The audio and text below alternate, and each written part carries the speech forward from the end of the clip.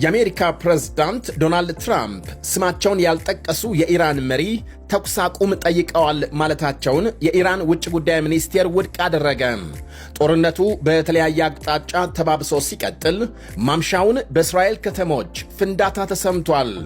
በኢራን የኦርቶዶክስ ቤተክርስቲያን ላይ ጥቃት መፈጸሙ ሲነገር አሜሪካዊት ጋዜጠኛ ባግዳድ ውስጥ መታገቷ ተሰምቷል። የተባበሩት አረብ ኤሚሬትስ የኢራን ዜጎች ላይ አነጋጋሪ እርምጃዎች ወስዳለች። ሁሉንም በዝርዝር እናቀርባለን።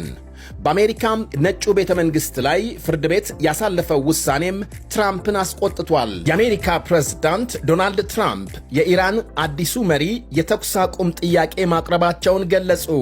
የኢራን ውጭ ጉዳይ ሚኒስቴር ግን ሐሰት ሲል አስተባብሏል።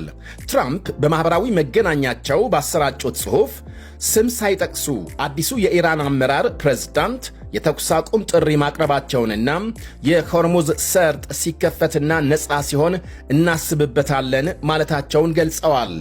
በስም ያልጠሯቸው እኚሁ ፕሬዝዳንት ከዚህ ቀደም ከነበሩ መሪዎች የተሻሉ መሆናቸውን ጠቅሰዋል።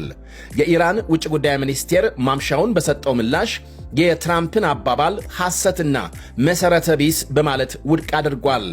ትራምፕ አሜሪካም በቅርብ ኢራንን ለቃ ልትወጣ እንደምትችል ቀደም ሲል መግለጻቸው ይታወሳል።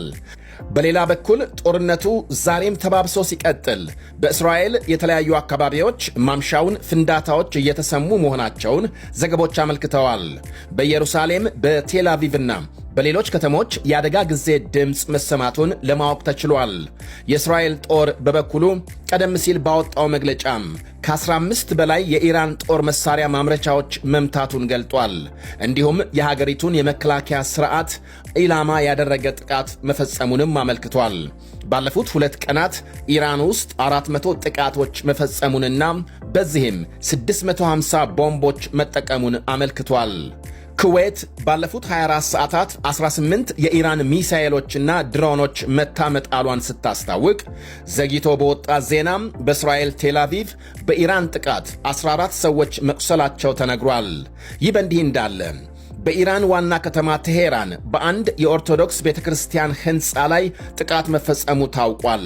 በሩሲያም የኦርቶዶክስ ቤተክርስቲያን ሕንፃ በተፈጸመው በዚህ ጥቃት የእንግዶች ማረፊያና ሌሎች ቁሳቁሶች መጎዳታቸውን በኢራን የሩሲያ ኤምባሲ ገልጧል። የትንሣኤ በዓል እየተቃረበ ባለበት በአሁኑ ወቅት የኦርቶዶክስ እምነት ተከታዮች መሰባሰቢያቸውን ቤተ እምነት ማፍረስ የአሜሪካና የእስራኤል አጉል ወታደራዊ ጀብደኝነት ማሳያ ነው ብሏል ኤምባሲው። ከዚሁ ጋር በተያያዘ በኢራን ከ130 በላይ ታሪካዊ ቅርሶች በጦርነቱ መውደማቸው ይነገራል። በ18 የኢራን ግዛቶች የሚገኙ ታሪካዊ ሐውልቶችና ሕንፃዎች። በሌላ ዜና አሜሪካዊት ጋዜጠኛም በኢራቅ ዋና ከተማ ባግዳድ ታግታ መወሰዷ ተነግሯል። ሼሊ ኪትልሰን የተባለችውና አል ሞኒተር የተባለ የዜና አውታር ዘጋቢ የሆነችው ጋዜጠኛም ትላንት ምሽት ባግዳድ ውስጥ መታገቷን የዜና አውታሩ ገልጧል። የኢራቅ ሀገር ውስጥ ጉዳይ ሚኒስቴር ባወጣው መግለጫም የጸጥታ ኃይሎች ባደረጉት ክትትል አንድ ተጠርጣሪ መያዝ መቻላቸውን አመልክቷል። የአሜሪካ ውጭ ጉዳይ ሚኒስቴር በበኩሉ የጋዜጠኛዋን መታገት አረጋግጦ እዚያው ኢራቅ ውስጥ የሚንቀሳቀስ በኢራን የሚደገፍ ሚሊሻ ቡድን አባል መያዙን ገልጧል። የአሜሪካ ባለሥልጣናት ጋዜጠኛዋን ከአንዴም ሁለቴ አስጠንቅቀዋት እንደነበር ሚኒስቴሩ ጠቅሷል።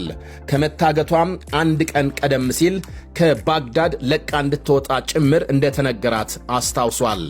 አሁን በተቻለ ፍጥነት ለማስለቀቅ ኤፍቢአይ ከአጋቾች ጋር ግንኙነት ለመፍጠር እየሞከረ ነው ብሏል። ሼሊ ሪፖርት ስትሰራ ውላም ዋና ከተማ ባግዳድ ከሆቴሏ አጠገብ ታፍና መወሰዷን ዘገቦች አመልክተዋል። ካቲብ ሄዝቦላህ የተባለው ሚሊሻ ቡድን ሴት ጋዜጠኞችን ለማገትና ለመግደል ዛቻ ሲያሰማ እንደነበር ይነገራል። የሼሊ ስምም ከሚሊሻ ቡድኑ ዝርዝር ውስጥ መስፈሩን በተመለከተ ከአሜሪካ ባለሥልጣናት የተሰጣትን ማስጠንቀቂያ ችላ ብላ ስራዋን ስታከናውን ቆይታለች። በኢራንና በተባበሩት አረብ ኤሚሬትስ መካከል ውጊያና ውዝግቡ ተጠናክሮ ሲቀጥል፣ በሌላ በኩል ታዋቂው የኤሚሬትስ አየር መንገድ ለኢራን ዜጎች አገልግሎት መስጠት ማቆሙን ሲያስታውቅ፣ ቴሄራን በበኩሏ በሀገሯ የሚኖሩ የኤሚሬትስ ዜጎች እንዲወጡ አዛለች። በእርግጥ የዱባይ ወርቃማ ቪዛ ያላቸው የኢራን ዜጎችን ክልከላው አይመለከትም። ይህ ብቻ አይደለም። በዱባይ የመኖሪያ ፈቃድ የነበራቸው የኢራን ዜጎች ፈቃዳቸው ሲነጠቅ የቱሪስት ቪዛም መከልከላቸው ታውቋል።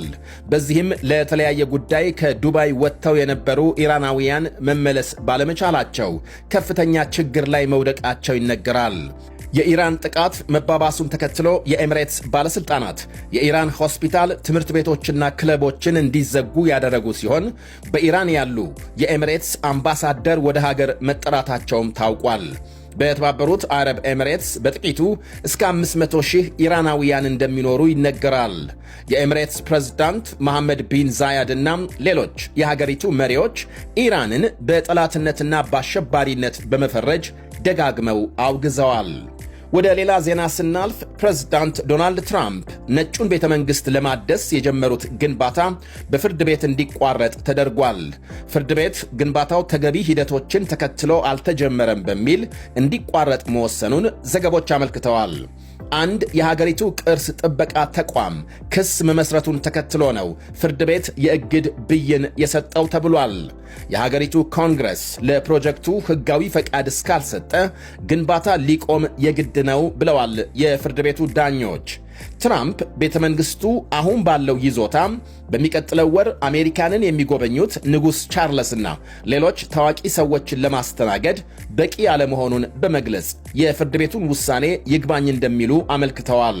እንደ ፈረንጆቹ አቆጣጠር በ1902 የተገነባው የዋይት ሃውስ የምስራቅ ክንፍ ትራምፕ ላቀዱት አዳራሽ ሲባል ባለፈው ጥቅምት መፍረሱ ተነግሯል።